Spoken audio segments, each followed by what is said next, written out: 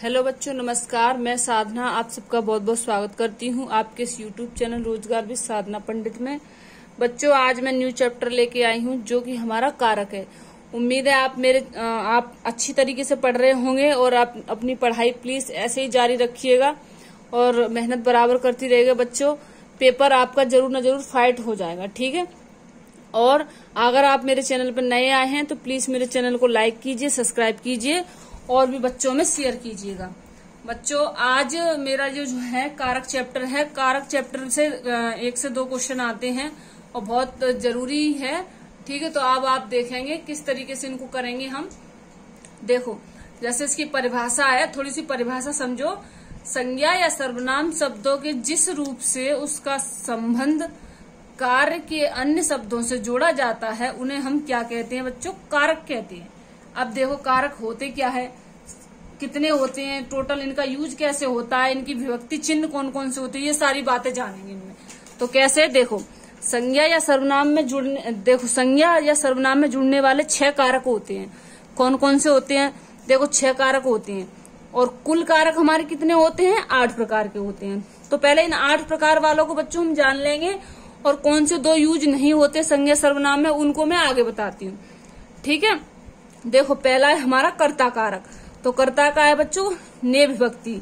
अगला है हमारा कर्म कारक जिसकी विभक्ति क्या है? को। अगला है हमारा करण कारक जिसकी विभक्ति चिन्ह क्या है? से के द्वारा। अगला है हमारा संप्रदान कारक, तो इसकी विभक्ति चिन्ह क्या है बच्चों? के लिए। अगली हमारी विभक्ति चिन्ह क्या है?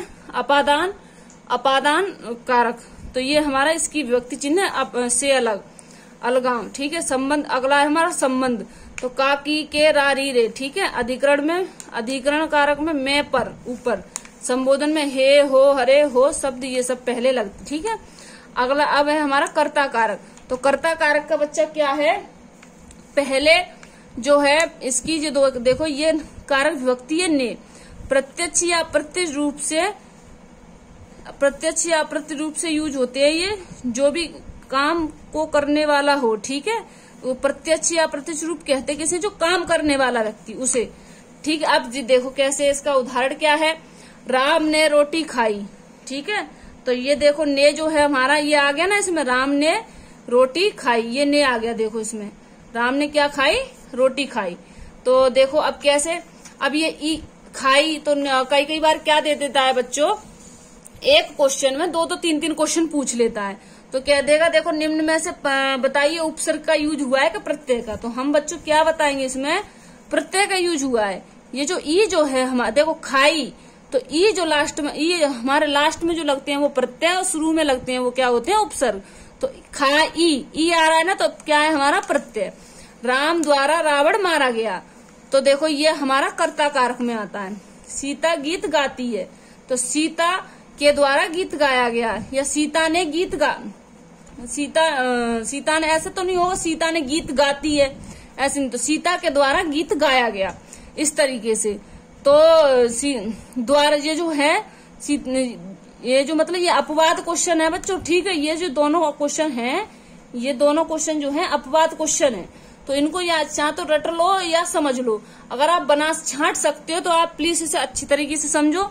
जैसे राम द्वारा रावण मारा गया, अब देखो यहाँ पे क्या है? ना ने है न का है, ओनली राम द्वारा रावण मारा गया। इसी तरीके से सीता गीत गाती है, तो ना ने है न का है, तो ये ओनली क्या किसमें यूज होंगे? देखो सीता गीत गा रही है, तो ये क्या होगा? कर्ता कारक, यानी सीता ही तो गीत गा रही है, तो ये काम कर रही है। ऐसे राम द्वारा रावण मारा गया। अब एक आएगा आगे राम के द्वारा रावण मारा गया, तो वो अलग कारक हो जाएगा। इसे अच्छी तरीके से याद रखेंगे, ठीक है। अब देखो, जो काम करने वाला हो वही कर्ता कारक होता है। क्या होता है? कर्ता कारक। अगला है हमारा, अगला है बच्चों, जैसे अगला है मेरा कर्म कारक। जैसे अगला हम पढ़ेंगे कर्म कारक है। देखो कैसे, कर्म कारक का क्या है? कर्म कारक की विभक्ति क्या है? को, प्रत्यक्ष या परोक्ष रूप से। उदाहरण क्या है? अध्यापक ने छात्रों को पढ़ाया, ठीक है। तो ये जो को आ गया ना इसमें, देखो अब ओनली कितना दे? अध्यापक ने छात्र, जैसे ये छात्रों ना देते हुए हम क्या कर देगा? छात्र पढ़ाए ऐसे लिख देगा, छात्र पढ़ाए, ये ना ऐसे लिखेगा छात्र पढ़ाया। तो तो हमें उसमें से ढूंढना है। अब ये इसने दिखाने वाला दे दिया इस वजह से। अब यहाँ इसने नहीं दिया था, तो देखो मैं इसे लेके आई, राम ने पानी पिया। तो देखो राम ने पानी पिया, अब को इसमें लिखा तो है नहीं है, तो ये मैंने लिखा है इसमें, तो इसमें से छांटना है। राम ने पानी पिया, तो राम ने किसको पिया है? पानी को पिया है। तो कौन सा हमारा हो गया? कर्म कारक हो गया। अब है अगला, जैसे इसमें थोड़ा सा देखेंगे, जब कोई दिशा की बात होती है तो कौन सा हमारा कारक होता है? कर्म कारक होता है। ठीक है। अब है हमारा और हाँ, एक बात याद रखो, देखो कर्ता कारक का यूज बच्चों हमारे उसमें संज्ञा और सर्वनाम में नहीं होता है। किसमें नहीं होता है? एक तो कौन सा? कर्ता और संबोधन कारक, ये दोनों कारकों का बच्चों हमारे उसमें यूज नहीं होता है। किसमें? संज्ञा और सर्वनाम में। इस बात को रट लेना। फिर एक बार फिर बोलती हूँ, कर्ता जो हमारा जो है कर्ता कारक जो है और संबोधन कारक है, ये दोनों कारकों का यूज संज्ञा और सर्वनाम में कभी नहीं होता है, और बाकी के जो 6 हैं उनका यूज होता है। ठीक है। अब देखो अगला है, जैसे जब ये कोई दिशा की बात आ जाए तो हमारा कर्म कारक होता है। घर के चारों तरफ बगीचा है। क्या है? घर के चारों तरफ बगीचा है, तो कौन सा कारक है हमारा? कर्म कारक है। अब है अगला करण कारक। करण कारक की विभक्ति चिन्ह क्या है बच्चों? से के द्वारा।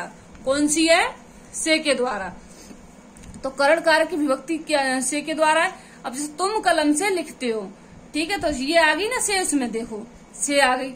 अब इसे ऐसे भी तुम कलम के द्वारा लिखते हो, ठीक है, ये हो गया इस तरीके से। अब इसी से राम ने रावण को तीर से मारा, तो देखो राम वहां क्या था? राम ने रावण को मारा, तो वहां क्वेश्चन क्या बना था? राम द्वारा रावण मारा गया, तो कौन सा कारक था? वो कर्ता कारक था।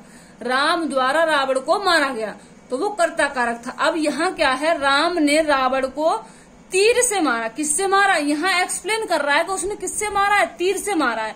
और वहां ओनली क्या? राम द्वारा रावण मारा गया। पता नहीं भैया राम ने डंडे से मारा है या बंदूक से मारा है या तीर से मारा है, किससे मारा है, ऐसा कुछ कहा तो नहीं।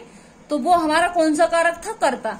अब यहाँ इसने एक्सप्लेन कर दिया कि राम ने रावण को तीर से मारा है, तो कौन सा हो गया? और हमें कारक विभक्ति भी मिल गई, तो तीर से मारा है, तो बच्चों हमारा कौन सा हो गया? ये करण कारक। अब है अगला, देखो यह है अंधा व्यक्ति है। जब भी बच्चों अंग भंग जैसे क्वेश्चन आए, अंग भंग क्या बोलते हैं? जैसे किसी को कोई एक कान है, किसी का कोई एक नाक है, नाक नहीं सॉरी, जैसे किसी की एक आंख खराब है या एक कान खराब है या एक हाथ खराब है, मतलब कोई भी विकलांगता वाले जैसे व्यक्ति के बारे में बात की जा रही है, ऐसे हम बोल सकते हैं। तो वो हमारे कौन से कारक में आएंगे? करण कारक में। तो जैसे यह अंधा व्यक्ति है, तो क्या है? करण कारक हो जाएगा। क्या हो जाएगा? करण कारक। और ऐसे ही समय की बात दे दी जाए तो वो भी हमारा करण कारक हो जाएगा। जैसे अभी 3:30 बजे हैं। कितने बजे हैं? अभी 3:30 बजे हैं, तो हमारा कौन सा हो जाएगा? करण कारक। अब बच्चों अगला हमारा संप्रदान कारक। तो संप्रदान कारक का यूज कैसे होता है? देखो संप्रदान कारक की विभक्ति चिन्ह क्या है बच्चों? के लिए। तो कैसे होगा? देखो उदाहरण, राम सब्जी खरीदने बाजार गया, तो इसको हम कैसे लिखेंगे? देखो राम सब्जी खरीदने के लिए बाजार गया। देखो समझ में आ रहा है? राम सब्जी खरीदने बाजार गया। अब जैसे राम बाजार गया है, जैसे बोला राम बाजार गया है, तो भाई कोई पूछेगा कि राम किस लिए बाजार गया है? कि राम सब्जी खरीदने के लिए बाजार गया है, या राम क्या करने गया है, या राम किताब खरीदने के लिए बाजार गया है। इस तरीके से बोल सकते हैं। ठीक है, तो ये हमारा कौन सा कारक हो गया? संप्रदान कारक। अब है हमारा इसमें अपवाद है, थोड़ा अपवाद में थोड़ा समझाती हूँ। देखो समझो इसे, यानी कोई वस्तु ऐसी है जिसे हम सदा के लिए किसी को देना है। यानी कि जैसे मैंने आज एक कपड़े खरीदे और किसी व्यक्ति को दान दे दिए, ठीक है, या कोई भी ऐसा सामान ले लिया, जैसे मंदिर में मैंने प्रसाद चढ़ा दिया और वो अब प्रसाद तो चढ़ी गया भैया, वो अब वापस तो आएगा ही नहीं, मैंने भगवान जी पे एक बूंदी का लड्डू चढ़ाया है और कल जाके उसे वापस ले लूंगी, नहीं, ऐसा नहीं होता। ठीक है, तो इसी तरीके से कोई भी वस्तु या कोई भी ऐसा कुछ हो कि जो सदा के लिए दिया जा रहा है, तो और उसका यूज बच्चों ऐसे प्रश्न में आ जाता है, तो वो कौन सा कारक बनेगा? हमारा संप्रदान कारक। जैसे देखो पिताजी को सादर नमस्कार। अब नमस्कार करके क्या पिताजी तुम्हें नमस्कार वापस देंगे? नहीं देंगे। अब जैसे राजा ने ब्राह्मण को दान दिया, तो भैया राजा ने ब्राह्मण को दान दिया है, अब कल अगर ब्राह्मण आएगा तो उससे कहेगा ला हमारा दान वापस दे, तो ऐसा तो नहीं होता। तो दान देके कभी वापस तो लिया नहीं जाता। कोई होगा मूर्ख कर लेता होगा, तो भाई हमने तो आज तक देखा नहीं वैसे अगर किसी ने दान दिया वापस लिया। तो ये ऐसा प्रश्न जो आ जाए और पूछे निम्न में से बताइए कौन सा कारक है, तो बच्चों संप्रदान कारक होगा, जिसमें वस्तु एक बार दे करके वापस ना ली जाए, वो हमारा और उसका प्रश्न बनता है तो वो हमारा संप्रदान कारक होगा। इस बात को अच्छी तरीके से अपने दिमाग में बिठा लेना। अगला है हमारा अपादान कारक। अपादान कारक कौन, अब अपादान कैसे है, से अलग होना। अपादान का मतलब क्या होता है, किसी वस्तु मतलब किसी भी चीज से या किसी से भी अलग होना। तो कैसे, देखो पेड़ से पत्ते गिरते हैं, तो पेड़ से पत्ता गिरा तो यानी कि पेड़ से पत्ता गिरा तो भैया पत्ता टूट के ही तो गिरा है वो, अब दोबारा जाके जुड़ जाएगा कि, या तो नए उसमें नए आएंगे तो ही वो उसमें पत्ते दिख सकते हैं। अब ऐसा तो है नहीं कि अभी आज टूट गए जमीन पे पड़े हुए हैं वो अपने आप उड़ के दोबारा वापस से लग ले, तो नहीं जी ऐसा तो नहीं होगा। तो इसी तरीके से किसी वस्तु का अलग होना दिखाया जाता है तो उसे हम क्या, तो वो कौन सा कारक होगा, हमारा अपादान कारक होगा। जैसे खरगोश बाघ से डरता है, भाई खरगोश बाघ से आज डर रहा है ऐसा तो, और कल जाके गले मिल लेगा, डर तो डर ही है भाई, एक बार डर बैठ गया तो बैठ गया, वो बात अलग है। हाँ भाई, हाँ मनुष्यों की बात अलग होती है कि जो नहीं किसी चीज से डरना नहीं चाहिए, हमेशा डट के सामना करना चाहिए, बात अलग है। लेकिन एक ये प्रश्न वाली बात है और प्लस जीव जंतु वाली भी बात आ रही, वो ठीक है, लेकिन एक फिर भी ये हमारे भाई किताबों में लिखा हुआ है तो हमें तो मानना ही पड़ेगा, ठीक है। अब हमारा अगला, वह गांव से पढ़ने आया है, तो भाई गांव से पढ़ने आया है तो अलग ही तो आया है, जैसे गांव में, अब गांव में तो नहीं पढ़ रहा। हाँ वो भी बात अलग है कि जैसे गांव में कल मान लो कल को वैसे गांव में स्कूल खुल जाए तो फिर वो गांव में पढ़ने लगे, तो वो बात अलग है। फिर भी वो अपने घर से तो आएगा ही पढ़ने के लिए, ऐसा तो है नहीं कि पूरा स्कूल उसके घर में उठ के चला जाए। तो किसी भी अलग, कुछ भी जैसे अलग होना दिखाया जाता है तो और क्वेश्चन बनता है तो वो हमारा कौन सा कारक होगा, अपादान कारक होगा बच्चों, ठीक है। अब है हमारा अगला संबंध कारक। कौन सा है, संबंध कारक। तो संबंध में क्या है बच्चों, का, की, के, रा, री, रे, ये इसकी कारक विभक्ति है। जैसे उस वृद्ध व्यक्ति की 3 पुत्रियां हैं, यानी कि संबंध जैसे मम्मी पापा, ठीक है, चाचा चाची, भैया भाभी, ये सारे ऐसे करके दिखाए और ये कारक विभक्तियां आए, का, की, के, रा, री, रे, तो ये हमारे कौन से कारक हो जाएगा, संबंध कारक हो जाएगा बच्चों। जैसे अब मेरा भाई ऐसा नहीं करने देगा, तो भाई मेरा भाई ऐसा नहीं करने देगा यानी कि वो अपने भाई के बारे में कह रहा है, तो यहाँ संबंध कारक हो गया कि नहीं हो गया। अपने भाई के बारे में कह रहा है कि मेरा भाई ऐसा नहीं करने देगा, तो यहाँ संबंध दिखाया जा रहा है। जहाँ संबंध दिखाया जाए वहां संबंध कारक होता है। अपवाद देखो, हाँ मैंने पढ़ाया था, वस्तु दान देकर वापस नहीं ली जा रही थी। अब यहाँ क्या है, जब वस्तु सदा के लिए ना दी जाए, कुछ समय के लिए दी जाए, तो वो कौन सा कारक होगा, हमारा संबंध कारक होगा। जैसे तुमने धोबी को कपड़े दे दिए, अब क्वेश्चन आ जाएगा, मोहन ने धोबी को कपड़े दे दिए, ठीक है, बताइए निम्न में से कौन सा कारक है। तो हमें कौन सा कारक हम इसको कौन सा कारक बताएंगे, संबंध कारक। अगर कोई भाई धोबी को कपड़े धोने के लिए दिए, अब वो नहीं सिद्ध नहीं हुआ कि उसने धोने के लिए दिए कि कैसे, धोने को ही दिए, जैसे जहां तक है, ठीक है। मैं तुम्हें अपनी पुस्तक पढ़ने को दे रहा हूँ, उसने ये तो नहीं कहा कि भाई तुम अपने ये पुस्तक लो और रख लो अपने पास, अब मैं वापस नहीं लूंगा ऐसे। तो कोई वस्तु कम क्षण समय के लिए दी जाए तो वो क्या हो जाएगा, हमारा संबंध कारक हो जाएगा, और प्रश्न बनेगा तो वो हमारा संबंध कारक में जाएगा बच्चों, ठीक है। अब है हमारा अधिकरण कारक। अधिकरण की कारक विभक्ति है मैं पर या ऊपर। रमेश कमरे में घुस गया, ठीक है, तो ये मैं देखो आ गई ना, ये आ गया। किताब मेज पर रखी है, तो देखो पर आ गया ये, ठीक, ये कारक विभक्ति इसकी आ गई। अब है हमारा अगला संबोधन कारक।